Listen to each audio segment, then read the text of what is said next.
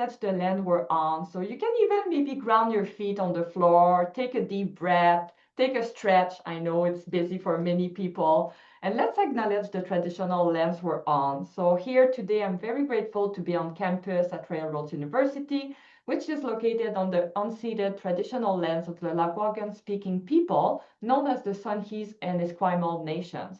So it's really with deep gratitude that we learn, play, work, study on those lands where Indigenous people and non-Indigenous people come together. If you know the Indigenous lands you're joining us from, feel free to use the chat. I always like to know where you're at. And yeah, that just gives us an idea. And if you don't know, there's a really cool website you can use that is called nativeland.ca, where you can find the land you're on. Railroad University, I won't spend too much time because I really want to pass it over to the discussion with our two fabulous alumni. But just for you to know, if you're in the room right now and you're like, oh, why will I choose railroads? Like, what is special about railroads? I know the alumni will talk about it, but we say first names first. So we have small cohort here, and you're really getting to know your instructors, the program head, and the other students. And you will always be called by your name, and you're not a number. I know where I did my bachelor, we're a number out of hundreds of people. But yeah, here you're really known by your first name. People really get to know you. Our real world classroom. So as you will learn, we do a lot of project-based, learning based on the real world. So you can bring the challenges that you see at work or in your life, bring it into the classroom and discuss it with your colleagues. Learn together forever. I hope we can talk about it today because we have an amazing network of more than 34,000 alumni now everywhere in the world in more than 90 countries.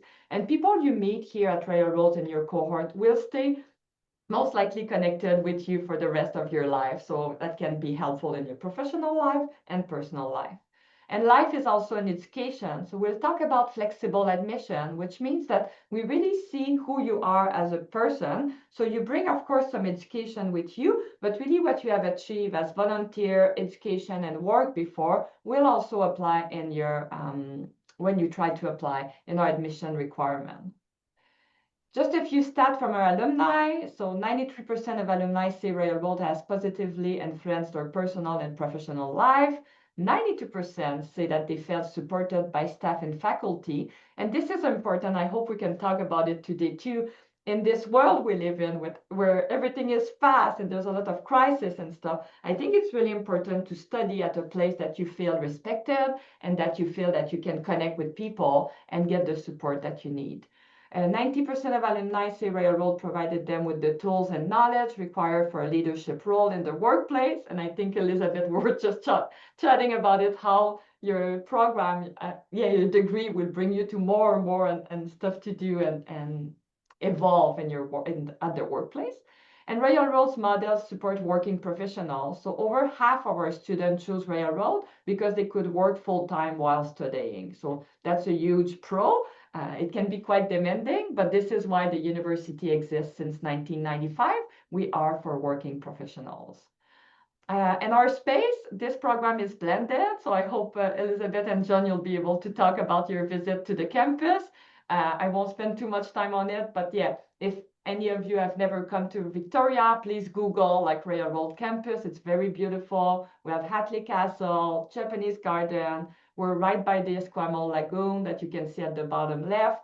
And the image on the right is just a reminder that since 1995, our institution is built to be online. So it's not something we pivoted to 5 years ago with COVID. It's really something we have done since day one, and it really shows in the teaching model. We are also a Changemaker campus, and if you're not sure what that is, again, you can go on Google later on, but I always like that slide because only a few institutions in North America has that designation. So it's really about innovation in the school, I was about to say in the workplace, but actually at the university. So it's really about that approach to education. And our mission here is really to inspire people to transform their world. And it means it all, right? It's like our students are different and you're always those kind of change maker, and we help you get where you want to go.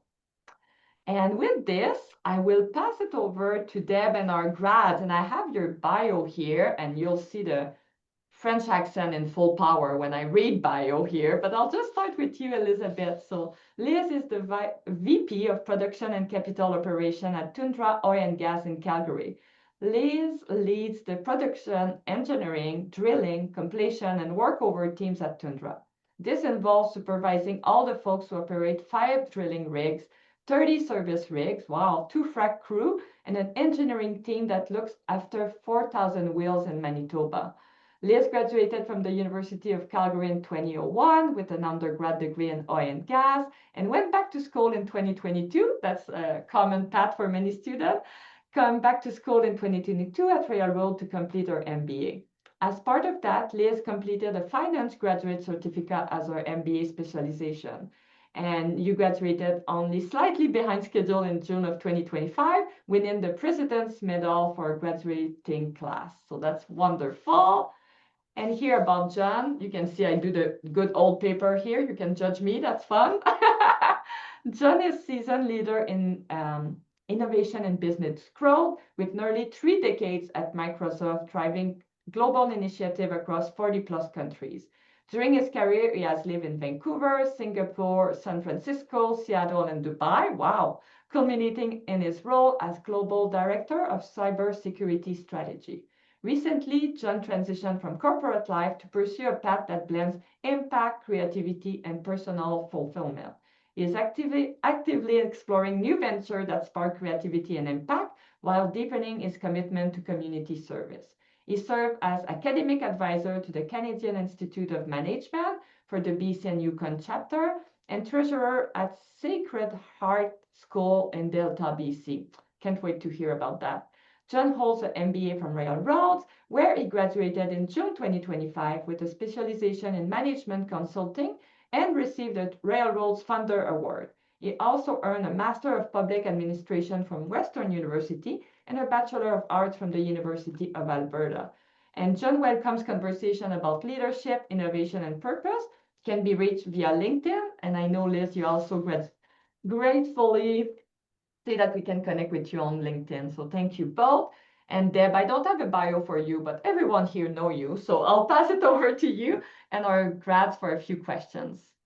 Thank you so much, Nancy. And yeah, I'm excited to hear from our alumni today because that's the real story. And what we find our potential applicants really want to hear their experiences, right? The real story.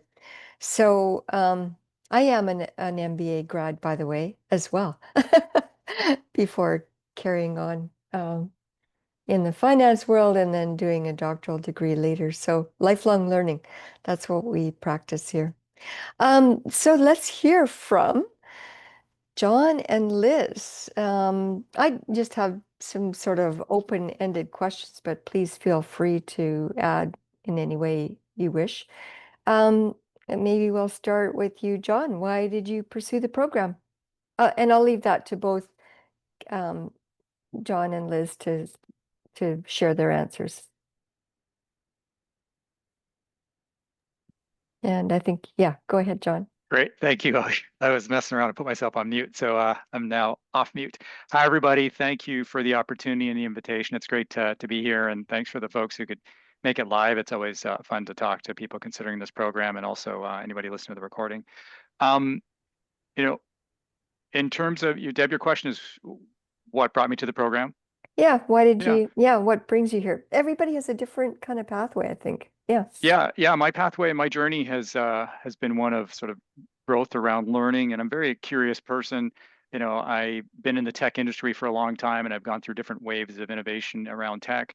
But the one thing I always missed was and wanted to do was go back to school to deepen my knowledge in a broader perspective around the business world. And just I wanted to get some skills that I thought I needed to, so sharpen the saw, and I was very curious. I also wanted to build up my personal network, but mostly, I also wanted to go back to school at this, 25, 30 years in industry, is I wanted to prepare for my encore career. I was very curious about what am I going to do after my corporate job? What am I going to do for my community or for my family or just for myself and personal exploration? And the MBA program that came with Railroads gave me a lot of surface area to explore. That's very cool. What about you, Liz? I think when I was looking at the program, I was just over 20 years into my career. Um, when I got to maybe the 8-year mark, I started to think about an MBA. But at the time, I've been through a number of job transitions and had a very busy career, and also started having children at that point in my life. And it was just too much to fit in. And I think, when I started my program, it was kind of the end of COVID. I'd been working at home for a while, and it had let me catch up on a lot of things. And I was sort of in a position where I was like, you know what, my kids are getting older. I'm kind of organized, and I sort of have set routines, and I'm getting pretty efficient at doing my job. I think I can make space for this. And I'd been waiting for that for a really long time. So that was why the time felt right to start. But I think I'd been in leadership roles since maybe 2011 or 2012. So by the point of time when I started, I'd been leading people for about 10 years. And that was going pretty well for me, but I didn't really understand why. So I knew I was good at it, and like whatever I was doing was on the right track.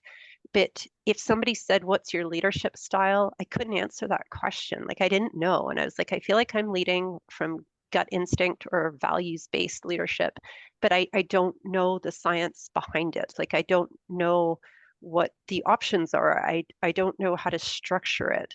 When people would ask me at work about doing a risk assessment, it's like, okay, maybe we could do a SWOT matrix. Like I'm like, I got nothing beyond this. And so I thought there's got to be a lot more here. Like there's just a whole other level of depth that I could get to if I had the right training.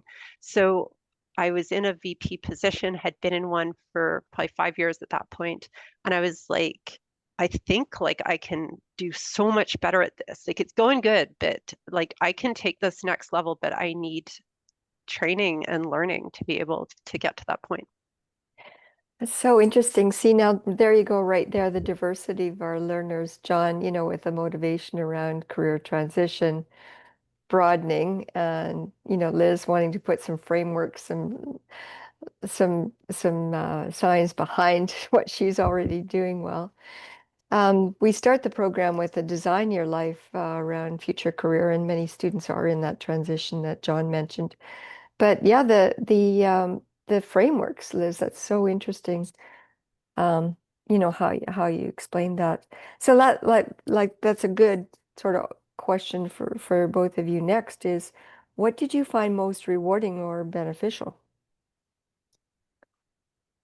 Did you want to go ahead on that one, John? I'll let you go first on all Okay, these if you want. sure. In terms of what was beneficial, it's like anything. You get out what you put into something. And with the MBA itself, I won't talk about why rural roads. We can get to that in a minute. But I think what I found most beneficial was the things you're going to find around people and the network. Deb did point out the diversity between even Liz and my stories. I was excited to be in a cohort where I was the only person with a tech industry background. I was dealing with people in my cohort from oil and gas, the military, federal and provincial government, people who are educators, people who are in the social services and medical professions. So it was great just to kind of get a broader sense of how the puzzle pieces of an economy, of an ecosystem come together. So I think that for me, I found really beneficial as a starting point. There are parts of the Royal Roads program that are super important around why I chose it. And evidence-based management model was something that really resounded for me. The approach to critical thinking, the approach to getting away from generalization, eliminating bias in the thought process, taking a more numerical and analytical approach to thinking and decision making and leadership was a second thing.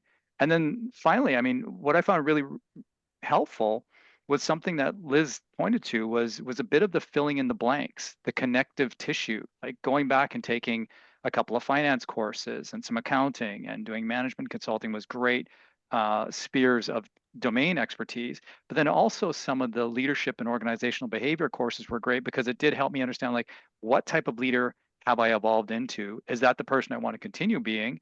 And also when I'm building organizations and teams, what skills could I develop on top of that? So I'll just pause there, but I found those as a start, some of the really beneficial parts of embarking on an MBA. Fabulous. What about you, Liz? Yeah, I think one of the things I found most rewarding was I really I knew I wanted to increase sort of my perspective on things. And in Calgary, there's a very distinct kind of oil and gas perspective and view of the world. But I wanted to go deeper and beyond that and understand a more national perspective. And that was one of the things that I loved about Royal Roads. In my cohort, I think there was maybe 30 people, but folks came from across the country. So it was like all industries, backgrounds, many different provinces, I think as far east as Ontario. But you got to kind of understand how Canadians look at business. And it's, from healthcare or from the military or from education, and there was a few oil and gas folks, of course, too, but forestry, there was banking. It was like all these different industries. Um, and it was very interesting to understand the concerns of Canadians today and how you build business in a national setting, where you're trying to have good social conscience on everything and what matters to people. So I think I've been able to use all the perspectives of my cohorts, and it's just been hugely beneficial to me. Wow, I love both those answers too. The diversity of the cohort, the multi-sectoral piece that you both highlighted, I think that in itself is like a mini MBA because you learn all industries, and then it's integrated into the course. And then, how you mentioned that, Liz, around the perspective taking, the sense making, the broadening perspectives, so the national and global. Yeah, very, very valuable. So interesting. I know there's another question here about what you wish you knew then and now, but I want to ask you both about your completion options. Why you chose what you did. In terms of the specialization, Deb? Yeah, yeah. Or I know I didn't. Yeah. Yeah, that's fine. Just No. Well, I could go first on that one if you want to think about your answer. Yeah, I'm just springing it on you. For me, when I started the program, I was VP of commercial and business planning at the time. So part of my role was financial leadership. And again, coming from an engineering background, you don't do finance. So it was a bit self-taught.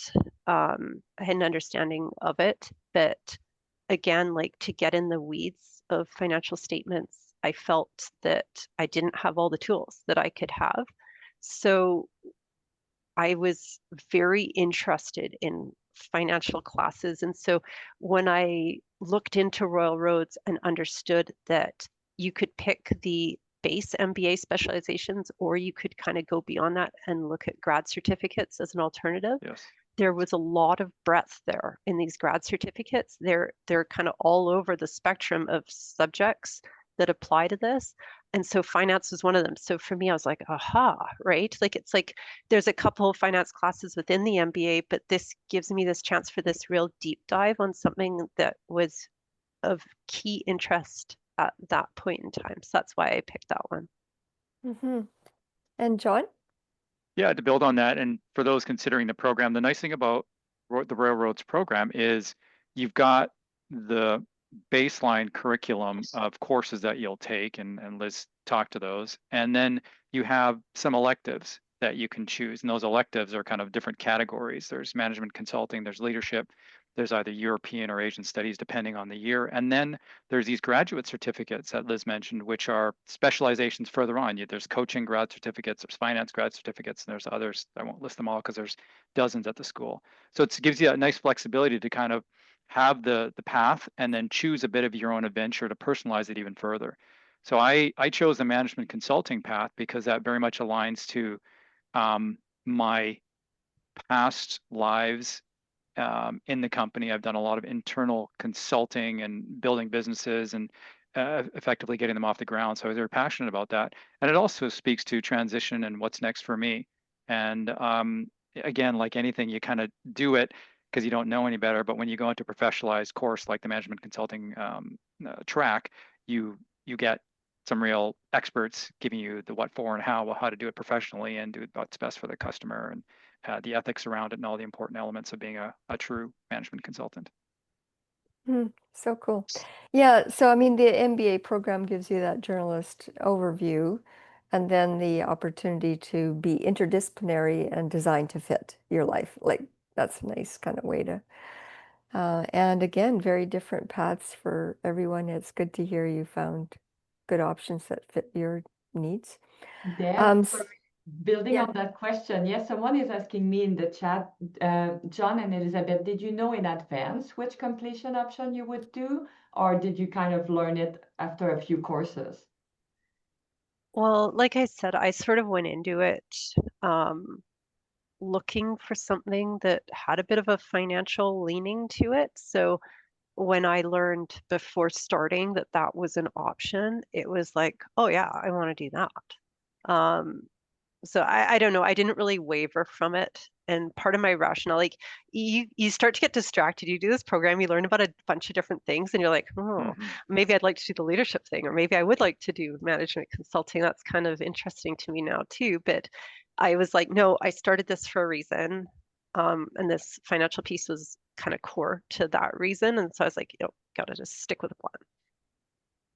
Yeah, and in my case, I went in with management consulting. I looked at the other ones. There's some great options, but just again, what spoke to me was that particular track, and that's what I pursued. You have to be strategic, but to the questions you asked Nancy, like it can evolve during the program too, and Yep. it does tend to, right? And we have advisors, our program office work with the students to help them navigate those things, along with the faculty. So, what do you wish you knew then that you know now? A retrospective. John. When people ask that, what do you wish you knew? People are always listening for the negative stuff. I will start with the positive stuff because I would say, and we kind of got to it about 6 months into the program, but once we kind of got over the initial shock, literally the shock of the program of like, it's like anybody who's from Alberta or anywhere cold, when you go out on a cold winter morning, you're like, holy smokes, it's cold. That was the shock I'm talking about. So you kind of smile and you grin through and say, okay, fine. Once we got through that, it was really about focusing on the learning and not necessarily the grades. Because the grades in the cohort, it largely comes. I'm not going to say you coast or you float or you don't have to work hard, but focusing on the learning and not on the grades was kind of one thing that I'm glad that we kind of figured out sooner rather than later. I think on the program itself, I would point out for folks who think they're going into an MBA program with a catalog of generalist courses they'll take, they will get that. But also there's a heavy research-based component in the MBA program. And Deb can educate us on how that's going to go moving forward. But for us, I know Liz and myself, we had to do what is called an OMP, which is effectively a thesis type of document. And it's not just, hey, go write about your favorite 6 leaders and what they did and how they innovated. It's pure applied research. It's surveys, it's analysis, it's going through all the steps that you would have to do in a formal academic environment, which an MBA program is, but some folks go into the MBA program thinking, oh, I'm just going to do these courses, do my accounting, finance, leadership, and org behavior, and I'm done, I'm out of here.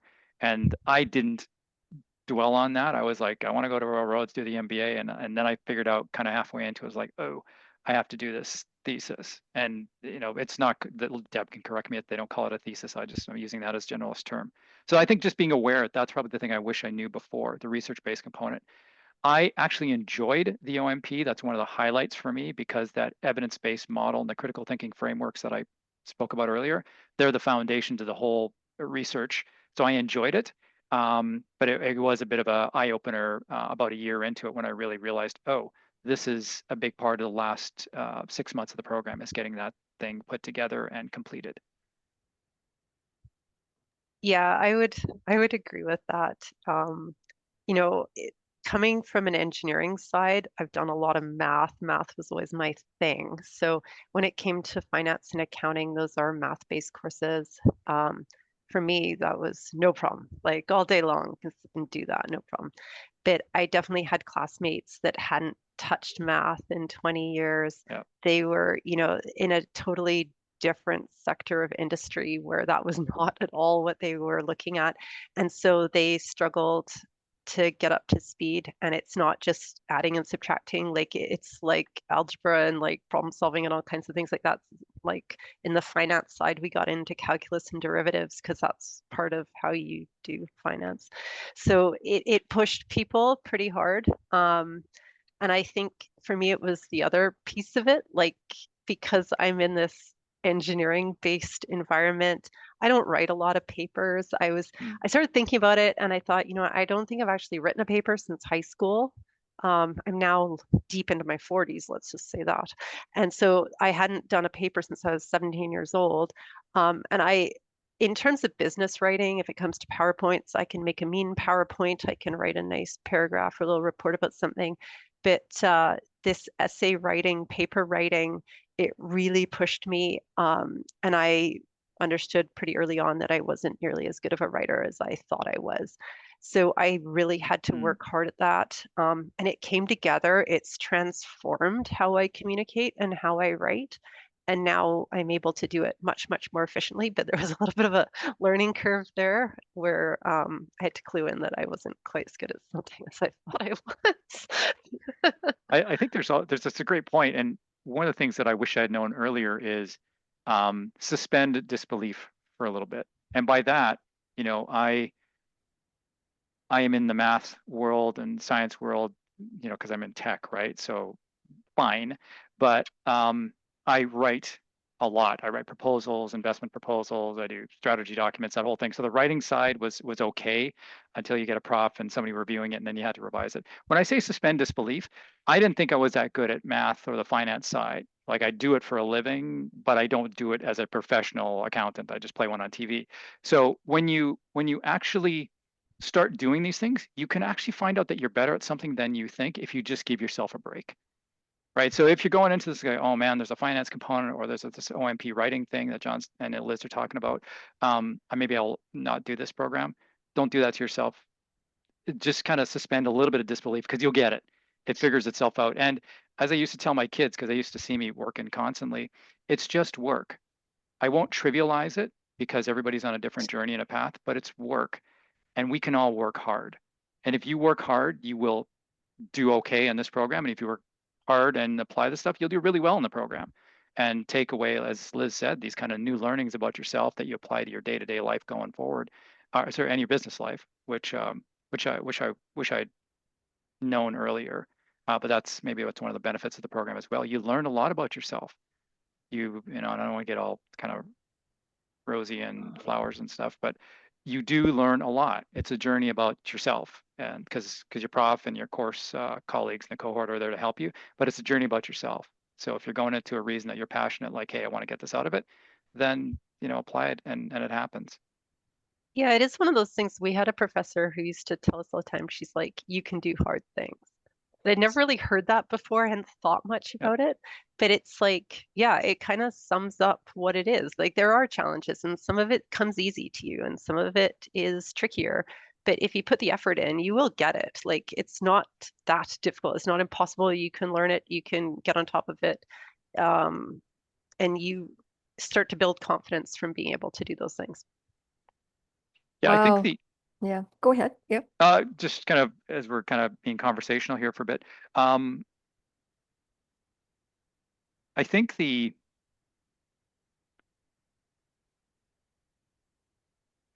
ideas that we're exploring here, I don't want to trivialize the level of work that's involved. So, we sometimes hear this term thrown around, work-life balance, and this kind of how does work and my non-work world, how do they come together? You will find in any MBA program, I happen to do an 18-month program. So we did a concentrated version. Liz, did you 18 to 36? No, I think it was 31, right? 31, yeah, 31, But sorry. yeah, it took me, I think, 37. So there's kind of the compressed, and then there's kind of the not so compressed, but 18 or 31 months to do this MBA program. My point is, you are going to have to ask your family and work colleagues and others to help you. You cannot do this on your own. So, the work-life balance goes out the window. I work like most of you a full day, and I was getting up at 5 in the morning, working till 7 when my kids got up, and I had to do the family stuff, and then at 10 at night till 1 or 2 in the morning when it was crunch time. So, and that was weekends were gone, summers we were working. I was here and my family was kind of playing in the yard or going on vacation or whatever. So there is a bit of a sacrifice, and I don't want to sort of candy coat it for anybody. So going into it, know that that's going to happen, whatever MBA program you take. And that may sound scary or like, oh, that's oppressive, I don't want that. But as Liz said, we can do hard things. And hurrah for you all on the call, because you're actually thinking about doing something that's really amazing, and it's hard at the same time. Yeah, I And agree. I agree, John. I think I definitely made a lot of sacrifices. So I was working throughout this whole experience, I've worked about 60 hours a week. I'm just full tilt at work. So I did fit this program in, but that's definitely why I went the 31-month route, because you've got to be realistic about just how much you can Yep. jam into your life. I've got 2 teenage kids, and they both play hockey, so they're very active. If there's any hockey parents on the call, you know what I mean. It's another life on its own. So, but you know what? I got to most of their games. I went to no practices. You're right though, family vacations, I'd be up early in the morning doing my schoolwork, or up late at night when everyone else had gone to bed doing my schoolwork. And I crammed it all in there. But yeah, it took a lot of effort. There were definitely nights the family was sitting down to watch a movie, watch a hockey game on TV. I couldn't join them. So TV was not one of the things that remained in my life. That was one of the things I had to cut out, because the sitting and doing nothing was that was not an option. I chose to use my free time on, value adding experiences and quality time with my family or friends or work colleagues or whatever. And going to the hockey games with the kids was very important to me. But yeah, you got to pick and choose your priorities in this big time. And then I guess, before we hand it back to Deb, one of the benefits of the Rural Roads program is you can choose. You can say, I've got this block of time, 18 months, boom, I'm going to get it done. Or I need a little bit more flexibility because I know my realities, and I'm going to do a 31-month program. So you have that option. It's not an either or. And I saw people move from the 18 to the 31 after some point in time. They said, look, I need more time. And I actually saw people from the 31 move to the 18. So you also can move within the program, which is great, because once you get into it and you figure out what you can really accomplish, then you can decide if it's the right time horizon for you or if you want to change it. And the school is quite flexible that way. Wow, that's such fascinating comments. You can do hard things, yes, and sometimes the things that you work the hardest for are the most satisfying, right?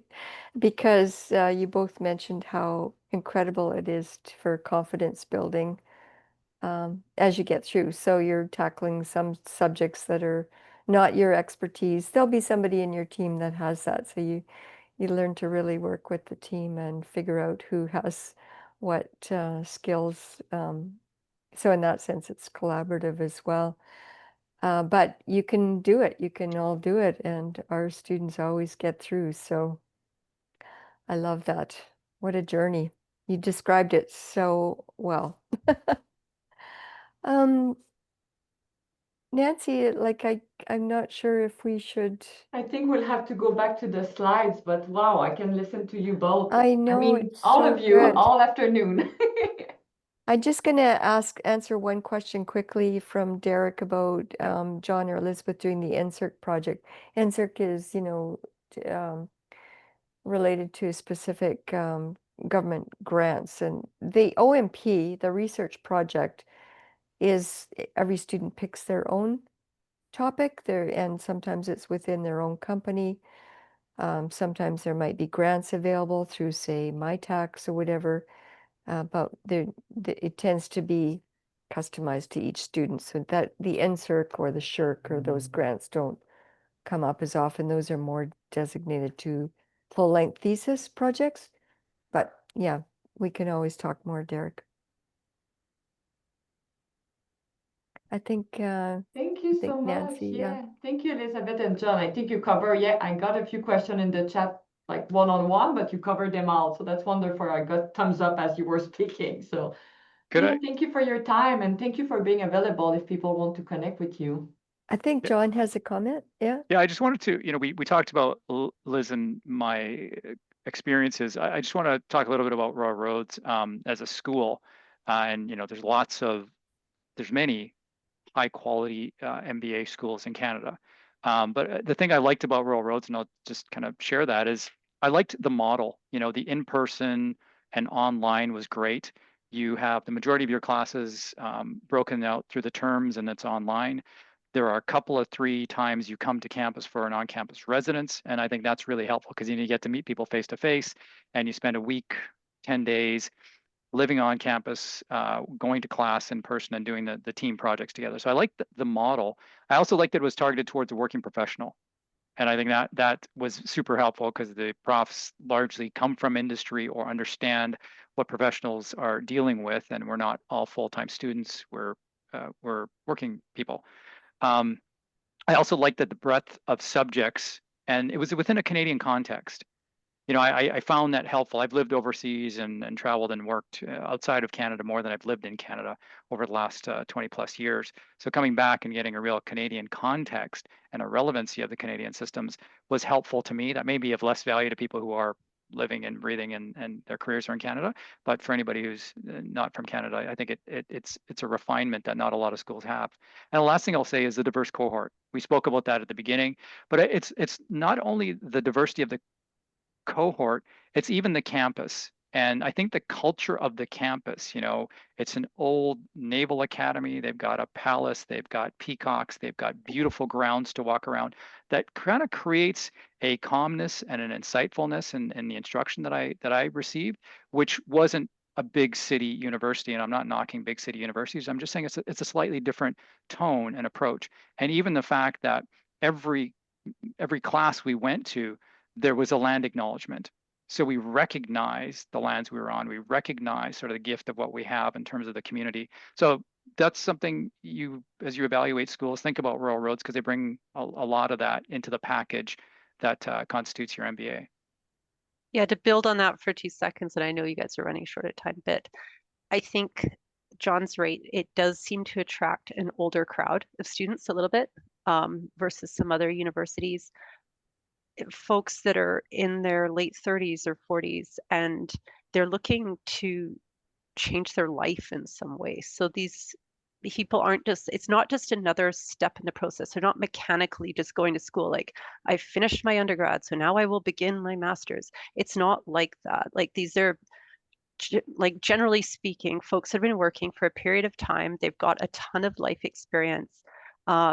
And education and work experience that they're bringing into it, but they're trying to create this transformation for themselves. And so a lot of folks were in that same boat, and it's very, very interesting to connect on that level with people coming from all these different places and industries and backgrounds, but they're all looking for this transformation in their lives. And that's, I think, for me, what made Royal Roads really special. Wow. Well, that's what we say, life dot changing. That's our tagline. Nice. Well done. Thank you both. It's like really wonderful to hear your perspective. Thank you, and we'll be in touch. Yeah, maybe everyone we can applaud virtually or give thumbs up. I know people seem very excited by what you said, so thank you so much. And yeah, feel free to go back to your busy life. We know you're busy, and we'll continue with a few slides. Thank you, Elizabeth and John. Yeah, wonderful. And here we go. I know people are like, what does the program look like? What's the delivery after all those information? I will just see if I can remove the pin so you can see here the slides again. And program delivery, yeah, I'll just maybe, I think we heard already a lot about it, but yeah, Deb, if you want to just go over those slides and then we'll talk about application. Yeah, well, again, I think the alumni did a great job of this, but I think what's a hallmark of MBA is it's very flexible. So 18, 31-month schedule. You've heard John say you can go back and forth. You will be working hard during both the online and residency components. Sorry about that. And what else? And then you come to campus, which is truly, we are so fortunate. It's a fabulous place. The sense of place really does add to the experience. I think that's good, Nancy. Yeah, and the fact that you meet your colleagues, your colleagues, your instructors on campus here, it's really beautiful. Yeah, you get that. You build the learning community, is what we say. That's correct. Yeah. Yeah. Okay. Again, I think that John and Liz really explained this well. The cohort model. Yeah. Sure. Yeah. What's next? And here I think we got a few questions about it. Yeah. Okay. So again, we had the question from John and Liz, and they explained their specializations, what they picked. You can earn multiple credentials, which is cool. You get your MBA degree and a graduate certificate and a specialization. So you're really stacking up, things that you can highlight on your resume about the type of learning that you undertook. We have changed since John and Liz were in the program. For previously, the program included that research component. Now we have the option to do the research if you wish, or do more course-based completions, and we've added some new courses into the program: Indigenous business perspectives, sustainability, and for business leaders, and any number of courses across railroads. Maybe you want to look at environmental study, or maybe you want to look more global management. So it's really the flexibility and the interdisciplinarity of it. It leaves a lot of options for you to design your learning. Yeah. I think that's good. And if you get really excited, you can add another credential. When you've finished your MBA, you can do a further 6 courses in global management studies and get a Master's of Global Management as well. That And includes did I read, Deb, that people can, let's say people graduate from an MBA, they can even wait a little bit and then come back and do this one? Yeah, you don't have to stack them all together because, life is busy. So yes, this can come, years later, depending on your personal circumstances. But it is a tremendous option and saves a lot on tuition versus doing the 2 degrees separately. I think it's at least a 25-30% savings in that respect. And yeah, so You've got those 2 designation, yeah. yeah, and all of quite a few of our specializations and courses and grad certs do link up to professional associations. So we are educational partners for, say, management, the Canadian Association of Management Consultants. I think railroads and maybe Carleton, we are the 2 largest programs for management consulting. If you're interested in human resources, there's a pathway towards that designation, coaching and change management. So we do work a lot with external or professional associations, I'll say, to build pathways. Very important, yeah. So we Yeah. stay connected with the industry. That's wonderful, yeah. Yeah. And yeah, we're rushing a little bit through those slides, but for everyone, we have plenty of other webinars. We can share links with you if you want to go detail by detail. But I agree with you, Deb. I feel that alumni just spoke so beautifully about everything. But yeah, if you're in the Zoom room right now and you're getting excited, I'll just go over quickly how to apply. And of course, like many institutions, you'll go online on the railroads.ca website. You'll find the how to apply option, and then you can start your application. We're still at a little fee of $136.69 until September 1st, I think. So you have a few more days, then it will go up, I think, $3. But as you start your application, then you will start submitting documents. And I realize I don't have that slide about the kind of different admission we have, but I really encourage you to go on the website and also to connect with Kelsey and her team, because enrollment services, they can do a lot of one-on-one with you and walk you through that 18 months option, 31 months option, different like pathways that you can get there. But really about admission, some people will come the traditional way with a 4-year undergrad, some work experience, and it's more the standard way. But if you have been away from school, I think Elizabeth said that, I myself, when I applied to my master, didn't do school for 20 years. So we have that flexible admission pathway that will lead you to the program with more of the work experience side. And this is why we see supporting documents. They might all apply to you. Some of them may not apply. But please know that at Railroads, most of the time, you'll have to submit all official transcript from post-secondary institution you attended. Of course, if some of them are abroad, not from Canada, you'll need that credential evaluation as well. We ask for a detailed resume. Online, it will say what to include in your resume, because it's a kind of a school resume, right? A little bit similar to work, but we'll ask maybe specific items to be there.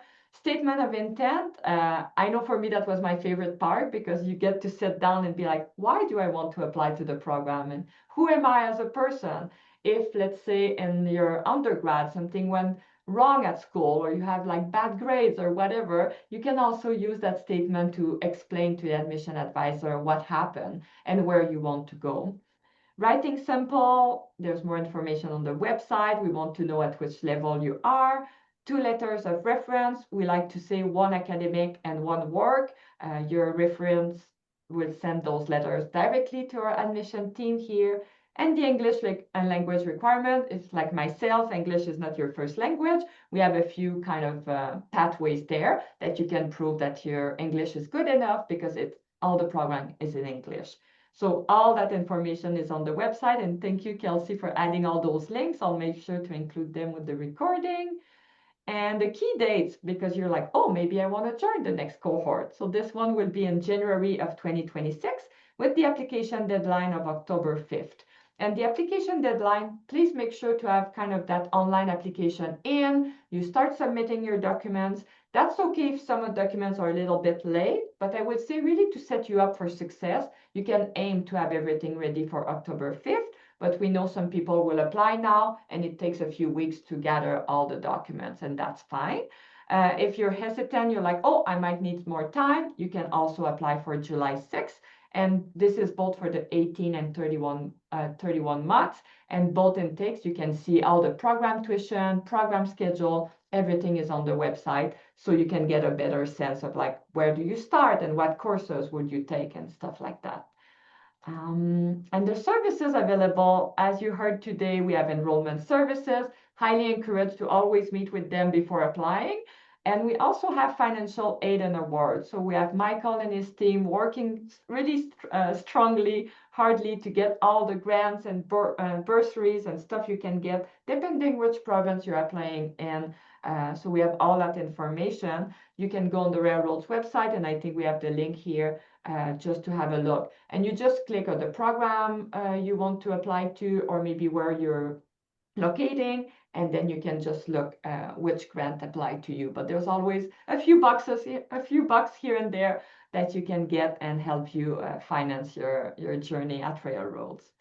And the email address for enrollment services is learn.more@railroads.ca. I love that email, so easy to remember.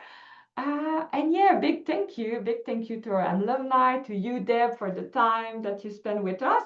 And I will look at the chat. I'll stop the recording because I know some people feel more comfortable asking questions offline.